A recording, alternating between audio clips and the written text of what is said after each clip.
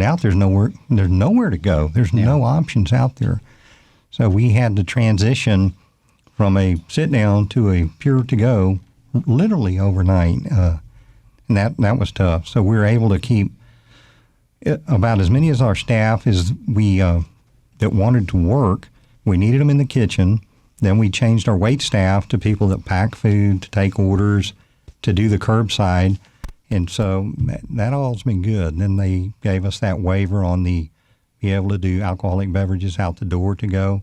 That one's a positive. Yeah. So how's it been? It's been tough, but you can't complain about hard work. And Marcus, y'all really, y'all had no real notice. I mean, this was kind of just thrown on you, something you hadn't really ever had to think about how to operate. I mean, it had to be incredible to try to figure this out on the fly. You know what, Bill, it was incredibly difficult to try and figure it out on the fly. However, I had an older gentleman teach me some years ago about business, and he introduced me to the practice of rolling scenarios out as far left as possible and as far right as possible. So imagine in the extreme, in the best case scenario, worst case scenario. So in December, when I watched television and saw what was taking place in the world, I started thinking through how would we respond to something of this magnitude if it were to ever hit the United States. I didn't quite come up with a complete answer, but nonetheless. But at least you gave it some thought about how you'd react. Had to give it some thought. Yeah. And fortunately, while it didn't ease the pain, it didn't. It minimized the shock value. Yeah, at least it didn't catch you completely off guard. So I think, Eric, you said your business started out at about 30% on the takeout. Is that kind of what you found? It's about the same. You know, when you do 2/3 of your business to 90% of your business dine in, and then all of a sudden you're minimized to just to go orders, and then you ramp up to 90% of your orders are takeout orders. It's different. You know, for an entrepreneur, as tragic and as horrific as this has been, it has some excitement to see what you can do, what you're capable of. And it's a challenge. It's a challenge, and it forces you to explore, to see where the windows of opportunity are. To be frank with you, our online ordering and apps and to go and delivery service have been on the whiteboard for about 9 months to a year, and it never made it fully off of the whiteboard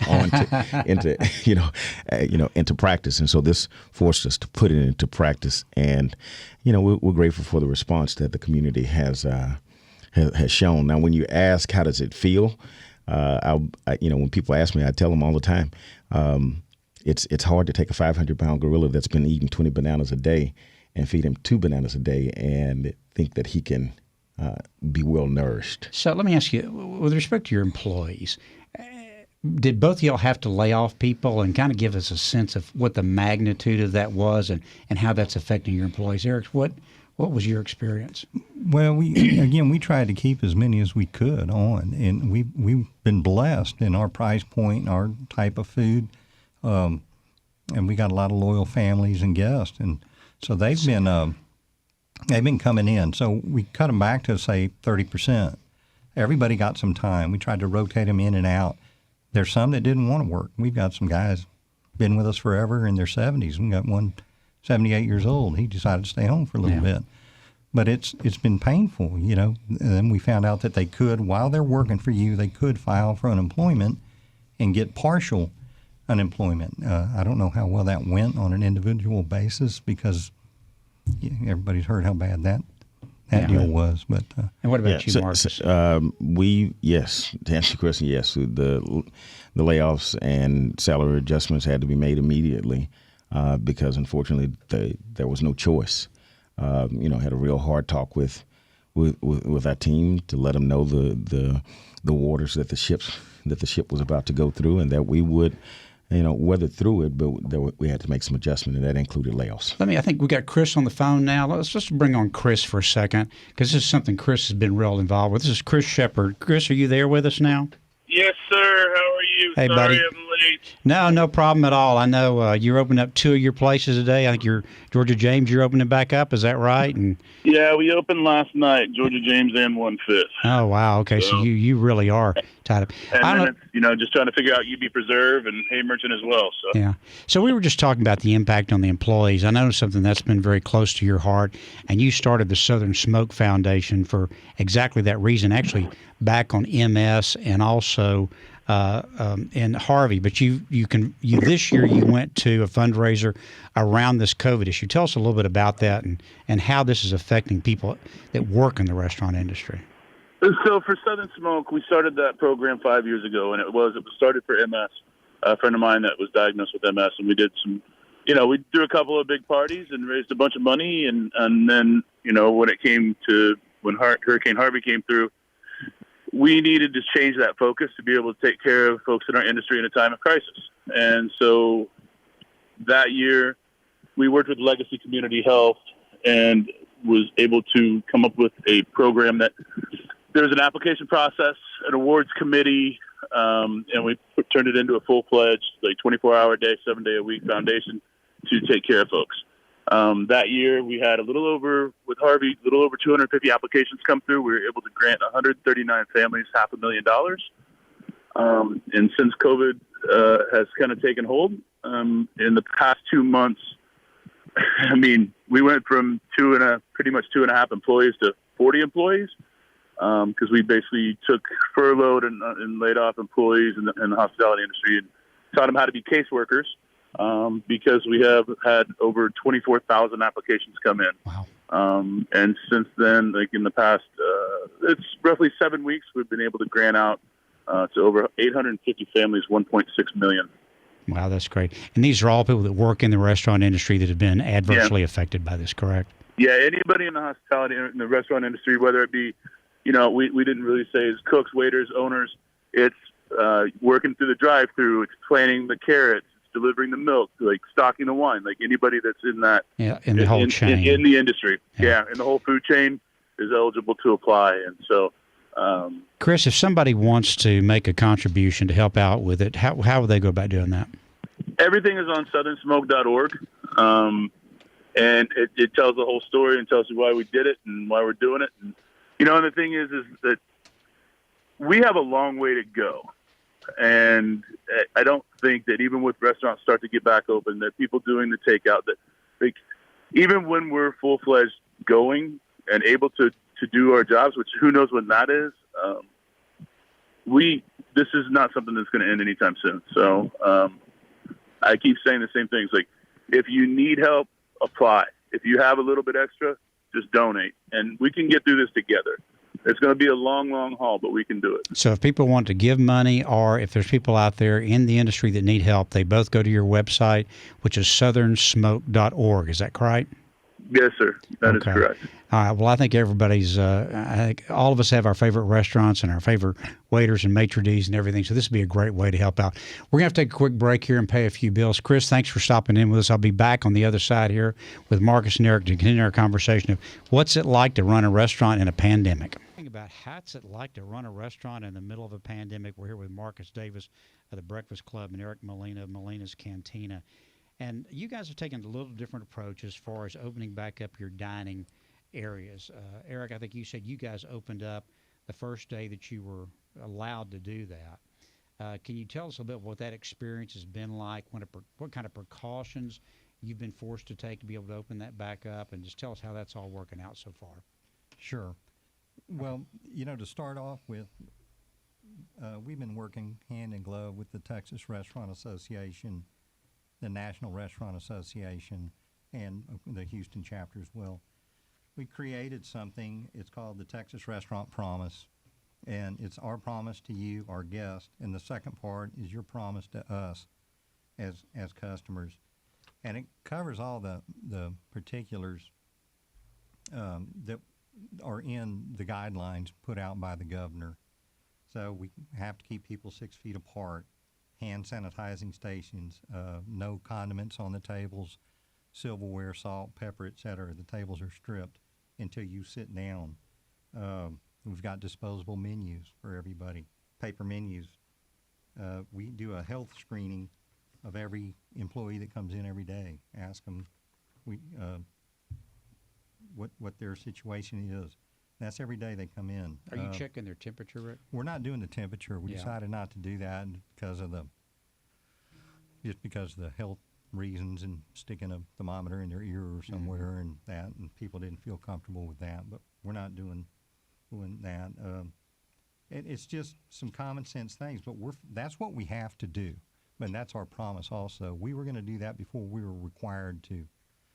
We've got checklists that we put out, health protocols, actual physical checklist, the health screening document that we follow. So that's what we're doing, and we have to, do that to maintain the confidence of the people. And people walk in and they're not comfortable. And what are the customers' reaction? Your people, folks that are coming in to eat with you. What's their reaction to all this? It's interesting. You got kind of three groups. Some that they're not going to come in, some that don't care, and then there's the people in the middle. And it's probably most of them are in the middle, and they come in and if they see things that are going on they're not comfortable with, they're going to turn around and walk out, and they'll tell everybody. So that's one of the reasons we put these tape on the floor, the 6 foot. It's just a reminder, and then there is a lot of social pressure out there, to put it mildly. And if you're acting improperly, your guests are going to tell you. They're going to tell the other guests, hey, back off, stay away. We're not comfortable with this. We got to build that level of confidence in order to make it. Yeah, it's one thing if you open. It's another question whether they come or not, right? Absolutely. Yeah. We learned that quickly. So, Marcus, you've decided not to open up your dining areas. Why don't you tell us kind of what your thinking is on that, and what would it take for you to feel comfortable to do that? Well, when the order first came that we could open the dining room for 25%, I opted not to do it for a number of reasons. Going back to the statement that I made earlier, having a 500-pound gorilla, trying to feed him off of 2 bananas versus the 20, it really, for us, we decided it does nothing for us. And I also believe that it was in the public's best interest to not participate in that. So rather than contribute to what science was leading us to believe, I chose to stay with the takeout. And we'll probably stay that way until I have a great sense of comfort with, where the virus is going and what's happening, and the public's What opinion. metrics are you looking at to make that decision? I just listen to the scientists. Mm-hmm. I just listen to the professionals. Are you talking about in terms of are you looking at things like new cases or fatalities or testing, or what? Is there anything in particular, or just kind of all of it together? All of it together. Yeah. Okay. So let me ask you this, Eric. The Restaurant Association has been dealing with these various issues a lot. What is your sense of how many restaurants have opened back up dining? Do you have any numbers on that, or any sense for where we are with that? No. No, that's one of the numbers. We got a lot of numbers. That's the one that we don't have yet. For some it doesn't make sense. Our scenario, we've been selling a lot of food to go, curbside, delivery, et cetera, since it started. So I've got a kitchen. We brought in the wait staff to handle the phones, to handle the extra packing. It's a lot more work to get it ready to go, to handle the curbside and all that. So we had wait staff, we had a kitchen staff. For us to open at 25%, we added a couple bartenders, bus here and there, a few more waiters to handle the tables. So that was pretty easy. The point you raised about will they come in, the first Friday we opened up, I told you earlier, we were scared to death that they're going to run us over. They're going to be a line. What are we going to do while people wait? There's only 25%, et cetera. And it didn't happen. The line was in the parking lot for the curbside. And so that's the reality of it. And we're going to have to wait till people gain the confidence, which they are, and to start coming in. Last night, our store on Westheimer was 90% inside sales, 10% curbside. We have big patios there too, though. That's part of it. It's been running it got to 50-50 last week to go versus in-house. So it really depends on the size of your store, your concept, and a lot of different things. Well, I think also that outside is a huge part of the equation, because I mentioned to you I was at Toulouse last night, which has a bunch of tables outside, and every table outside was full. I mean, everybody wanted to be out there. So I think the people that have those kind of facilities are going to be advantaged in this particular situation. For example, we actually converted our parking lot into outdoor eating. And so when I left the store this morning, we had probably about 20 tables outside, and all of them were full, and people were sitting outside eating. And it helps with, air circulation. People feel a little bit more comfortable with being outdoors and having air to circulate versus. Yeah, I mean, I think the Fauci and a number of the other people have said that the likelihood of spreading it outdoors is tremendously diminished from being inside a closed kind of environment. Marcus, I just wonder. Many times I've stood in a line to get in the Breakfast Club. Right. And so, how have y'all handled managing lines as far as takeout goes? We didn't create one. Uh-huh. Well, how did we manage it? We striped our sidewalk with blue tape, indicating where the 6-foot space was, and we have someone that's managing the line and asking the guests to be courteous of other guests and give them the space. But the majority of our orders have been online. And have both of y'all found that the customers are pretty cooperative with respecting these various guidelines? Have y'all had any problem with anybody saying that they don't want to do it? There's the three types, We had one last night, and he was adamant that he didn't need to follow anything, and asking the manager to give him the facts and all this and that and the other about why he would need to be social distanced and et cetera. And then you got some that if you cross the line outside Breakfast Club, they're going to tell you about it. The Breakfast Club. So but 99.9% of the people have been absolutely wonderful. They've been supportive, understanding. I couldn't say more about them. All right. We're going to take another quick break, and we'll be right back with more Common Sense Talk Radio, talking to Marcus Davis of The Breakfast Club and Rick Molina of Molina's Cantina, and talk more about what's it like to try to run a restaurant in the middle of a pandemic. We'll be right back, folks. Common Sense Talk Radio. We're talking about what's it like to run a restaurant in the middle of a pandemic. We've got Rick Molina, Molina's Cantina, and we got Marcus Davis of The Breakfast Club.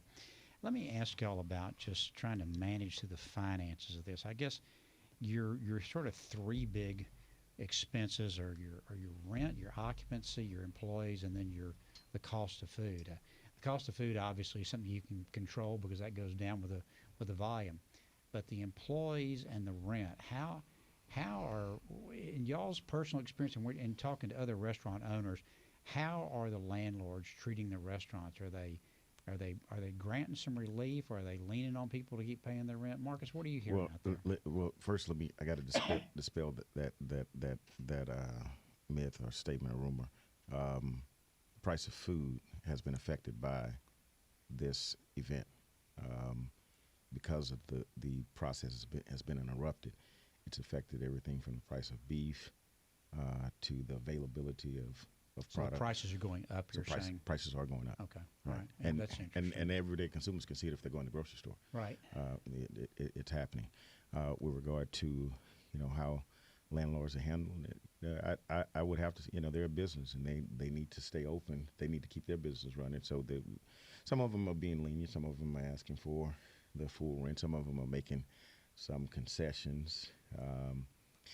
It just, it's a case-by-case scenario, but when they're aware of the PPP that provides an opportunity to use 25% of it as of now, it may change 25% of it for rent. They're urging folks to go out and get it so that they can get their rent paid. Eric, what are you hearing from your other owners in the restaurant association? Well, he's exactly right. They hear this PPP out there, and that's not a non-issue for operators. And if you own your place, we own our West Highway. We got taxes, we got insurance. Taxes quite large. So I think I've heard a few stories about some landlords giving a free month here and there and deferring rents, but we didn't experience that. I would think it would happen further down the line if something bad happens and the guy says, hey, I cannot pay my rent. Then you get more chance of a discussion. Whether they want to throw you out or evict you, I don't know. But Yeah, I've owned some investment properties over my career, and if you have a good tenant in there, especially in this, it's not like somebody's going to immediately move in there and start running a new restaurant these days. So I would think there would be a fair amount of concessions that would be given, just as whether it's the right thing, just the smart thing to do in terms of keeping your good tenants around. You would think that. Let's talk about the PPP a little bit. I think both of y'all told me before the show that both of y'all have applied and are participating in that program. What's been your experience with that program? Are you satisfied with it? Could have been done better? What could have been done better? Mark, I know, Marcus, you got some thoughts on that. Tell us about it. Well, since we're in now, the food, don't be shy like you normally since are. we're in the food business, I'll use the old saying. It was like making sausage. Yeah. It was extremely complicated, complex, ambiguous, and still is. Yes, the government did make our tax dollars that we've already contributed available to us in some form, but it's a little bit more complex than I think people understand it to be. And so we're hopeful that there'll be some adjustments. Rick said that there was some that came out this morning, and hopefully I'll go back and read and see that. But it's quite complicated, because there are a number of things that you have to hit in order to make sure that you qualify for it. And it's quite tragic if you go in expecting something to be a grant and it turns out to be a loan, and then that loan is expected to be paid in a short period of time. Big difference. Where it will have a tremendous impact on cash flow. And then if you get in and you spend that money only to find out that you didn't get it granted because you didn't meet a certain number, that could be a little harmful as well. Now, Rick, both of you guys have been. I'm sorry. But let me. No, go ahead, Rick. Well, I was going to say, both of you guys have been in business for a long time, and I'm sure both of y'all have established banking relationships. Not all restaurants are like that. Right. Rick, have you heard anything through the association about how many restaurants were able to access the PPP, and did a lot of people get help there, or was it relatively few? I've got a number in one of my papers here that is it's actually quite low nationally. It's about 3%. Wow. For the Small Business Administration, and the numbers that we employ and the number of restaurants that are out there, we got the short end of the stick. We went out, we tried to get it. You got banking relationships, sure, and a lot depended on the bank, right, and how hard they were going to push. But the key word is small, and they were supposed to help us. And now you're seeing people give money back because I think they may have overstepped their bounds. And the rules are changing. You asked, could it be done differently? Well, obviously, there could have been a lot done, but they did it, how quick did it start? Right. And we just got another revision that we believe that they're going to change, and we're hoping it stretches out to 5 years. It started at 10, it went to 2, now we're hoping for 5. Yeah. You don't want to wake up and have this huge note hanging over your head, and you're already in a bad position. I'm glad you said note. But you asked me not to be as shy as I normally am, so I won't. How was it from the start? This thing was jacked up, and this is what I mean. This showed the disconnect between D.C. and Main Street. This showed the disconnect between the public's perception of the economy and the reality of it. We have this lingo that we sling around, this cliche that small business is the backbone of America's economy, but we don't act that way. How do I know? Because when the CARES Act came out, think about it, it awarded $500 billion to Wall Street, who employs a third of the nation, and then it awarded $350 billion to Main Street, who employs 2/3 of America. Mm-hmm. That's backwards. Every day when we look at the economy, we measure the economy by what? By Wall Street. And that's not indicative of how healthy our economy is. It's indicative of how healthy wealthy people are, but not people who run Main Street businesses and the people that work there. So from Jump Street, it was pretty jacked up. And that's why we ran into the whole thing where they had to authorize more money for small businesses. Now, specifically with regard to restaurants, think about this, Bill. Restaurants and bars, our industry, were the first ones to told by any governmental entity that you have to change immediately. We're the first place before anybody else, before barbershops or whomever else, or malls or stores, first place they told people they had to stop going to were bars and restaurants. So with that being said, when you consider the number of people that we employ in this nation as small businesses, as restaurants, we should have been the first to be made whole. And that was a slow process. Yeah, I think there's a little hamburger place that's a block from me, and it's just one little lady runs as a sole proprietor. She's got 3 or 4 employees in there, and she was completely shut down for a couple of weeks. And I actually went by last night and saw she was open, so I stopped in and got a burger. But I can't imagine that she was able to access the program, and I just wonder how many folks like that are out there in these small restaurants, Rick, that just are just taking it on the chin right now. And frankly speaking, how long have you been in business, Rick? 78, 79 years. We've been in, we're not there yet. We're catching up with you. We've been in that close to 20 years. But I'll be honest with you, if we went our first 3 to 5 years of business, we probably wouldn't have been ready to participate. Had we not experienced previous disasters, I don't know if there's anything good that could have come out of Harvey or out of Ike or anything like that. But it did let me know as a business owner, as a CEO, that I have to be prepared for the next one coming. Well, it seemed like having an existing banking relationship was a big part of whether you were successful in getting it or not. I think that was not just in y'all's industry, but kind of across the board. And I'm sure as long as y'all been around, you've had those relationships. Well, I made it easy. I called everybody and told them that, hey, Bill King is a friend of mine. They said, okay. Yeah, I'm sure you had a lot of people hanging up with you on that one. The smaller banks were helpful. Yeah, they were. Too. They were. One of the first places, people that I know, one of my mentors, Mr. Crusoe over at Frenchie's, his relationship is at Unity, and they were one of the first people to be awarded, within hours. So I'm sorry, go ahead, Rick. Well, I got some notes here. The TRA, Texas Restaurant Association, we're working on a food service industry recovery fund to try to get some of the CARES Act money in the state of Texas. We're working with the governor's office to get that. That'll be helpful. We're trying to get $390 million for restaurants in Texas from the $6.18 billion the state's going to receive. So be able to spread that out amongst the people that need help. We also have a guy, Joe Monastero, with the Texas Restaurant Association. As soon as this started, he asked Emily Knight, the head, he says, hey, can I try to start this fund? He, overnight, banged it out. And we just, this was actually on the 5th. He says it raised $2.2 million for more than 400 restaurants in the past 5 weeks. The goal is $10 million. People have been very generous in giving corporations and whatnot. It's going to be difficult for a small guy to make it. Yeah. Just opening up and trying to play catch up. Yeah, that's great. Okay, we're going to take a quick break, and we'll come back for our last segment here. And I want to talk a little bit about how people can help their local favorite restaurant, okay? Be right back. Bill King, more Common Sense Talk Radio.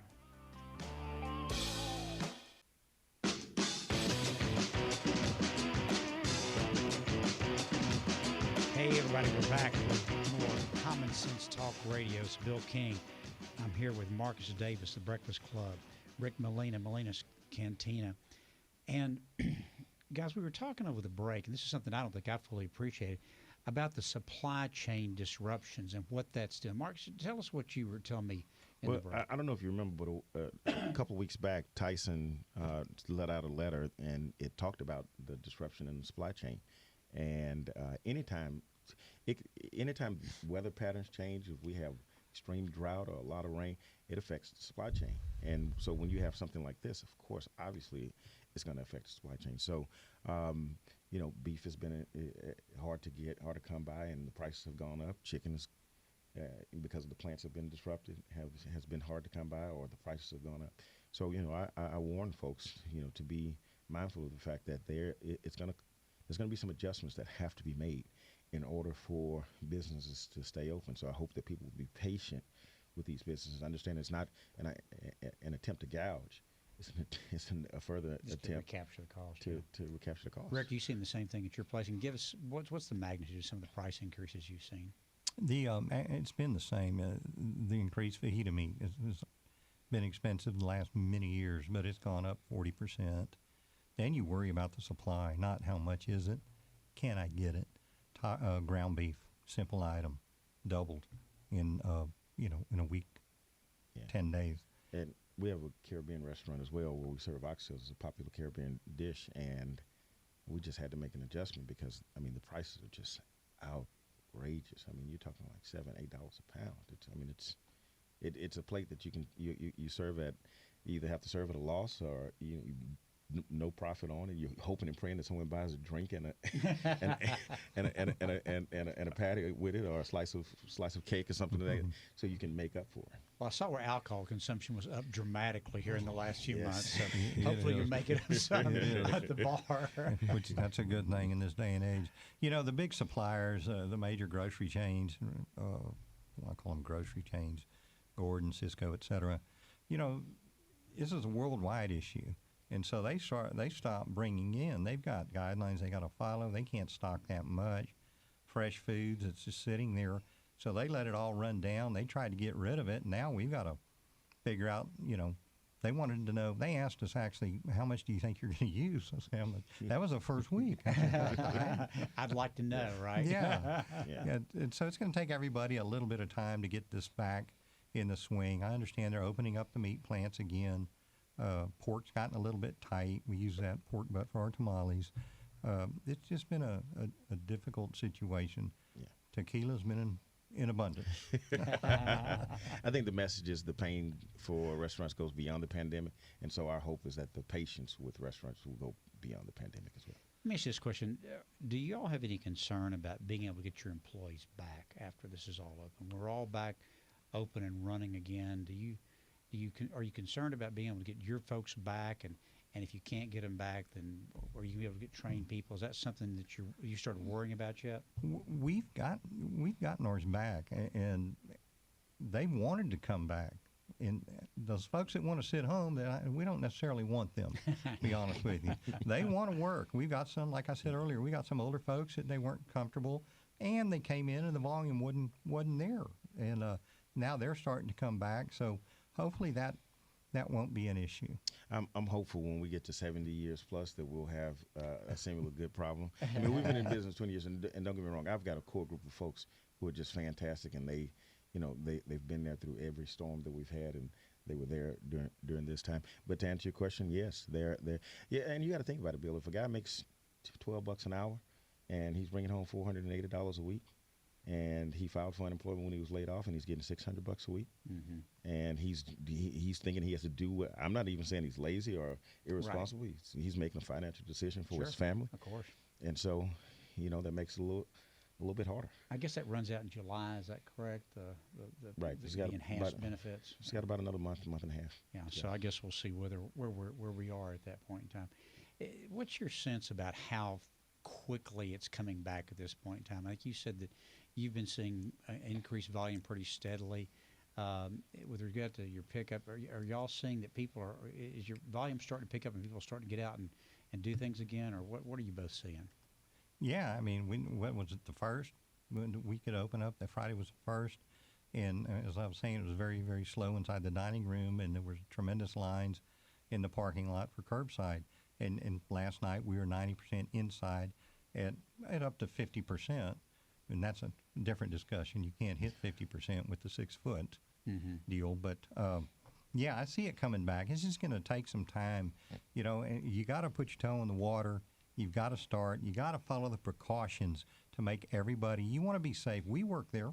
We have families. Yeah. And you just got to start somewhere, though. Well, and that's also going to help build the public's confidence that it's safe to come back, which is, it's like we said earlier, it's one thing to open. It's a second thing if people are going to come or not once you're open. So we're going to have to gradually build that confidence back up, I think, with people. And also, to answer your question, I think we have to take in consideration that this is a shift in the marketplace. Anytime you have, my 70-year-old mother or aunt who is now doing online ordering and have never done it before, some of these things are going to stick.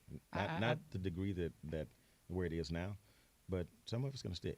I'm going to tell you how else we're talking, but I can't. In the last year, I don't think we did take out a single time until this, and now we've done it, of course, a bunch of times. And it was actually very nice to bring it home and have dinner at home and be able to talk and not all the interruption and noise and everything. So I think we are going to start doing it more. I think you're right. This is going to change a lot of things about all parts of our life. We're going to be different after this is over. Rick, let me ask you this question. Have you all given any thought at the association to how many restaurants we may just lose in this? How many people are just not going to make it through this? Because it's got to be so tough to try to work this the other side, especially if you were a marginal operator. The numbers I have in front of me, by the end of April, 2% of operators permanently close their restaurant. 6% anticipate permanently closing within the next 30 days. We've got $4.2 billion in loss in sales, or 70%. Laid off more than 688,000 jobs, and this is in Texas. It's in Texas. 688,000. Wow, that's a lot. So it remains to be seen if they can get open, and then, as you say, do the people come back? Can they manage the cost? Did they take on debt before they reopen? It's an unknown right now. I mean, can you operate profitably at a 50%? Is that what do you normally shoot for to try to fill up the restaurant? We need 100% of our volume to make it. So like I said, we've gotten back up to about 75, 80%, and that's after starting off at 30%. Mm-hmm. But that last 25%, obviously, that's where your profit is. That's where our money is. Right. So, and I've told somebody, this isn't a business model you would chase. This is not something that you would do. But at some point, we had to do something for ourselves, for our employees, for the community. We wanted to be there for them. We didn't want to sit home and lose our mind. So we just had to start somewhere. We'll see where it ends up. Listen, we got a little over a minute here. I just want to take both of you guys, take about 30 seconds, and just tell the folks that, love y'all's restaurants, that support them, or love another restaurant out there, what can we in the public do right now to support our friends in the restaurant hospitality industry today? I'll start and I'll let you finish. I would say to take serious thought about the value that restaurants bring to the community. The 688,000 jobs that he talked about. Think about who we are in the community in terms of your day-to-day livelihood and memories you create with your families and what value we add to the community, and respond to that thought. And eat and drink a lot. I stole Rick's thunder. Absolutely. You need to come out and visit us. If you're not comfortable going in, get it to go. But remember, we're there for little leagues. We're there for everything. I'm partial to small family business. Yes. Yes. What you can do is you can go to thebreakfastclub.com and order online. That's what you can do. Had to go get that back and plug get in a Burley's burrito at Molina's, right? That's right. And a margarita to go. I was just thinking about one of those margaritas. And tip generously, folks, in this time. These guys can really use some. Listen, thank you all both for coming in. I know this has been taking off any time of your business right now is really tough, but I think this is really important conversation for Houston. We're going to have to end it here. Next week, we're going to be talking about human trafficking. It hasn't taken a break during the pandemic. Going to have some folks here that have really been fighting that battle. So join us here again next week at 2 o'clock, KPRC AM 950, for another edition of Common Sense Talk Radio.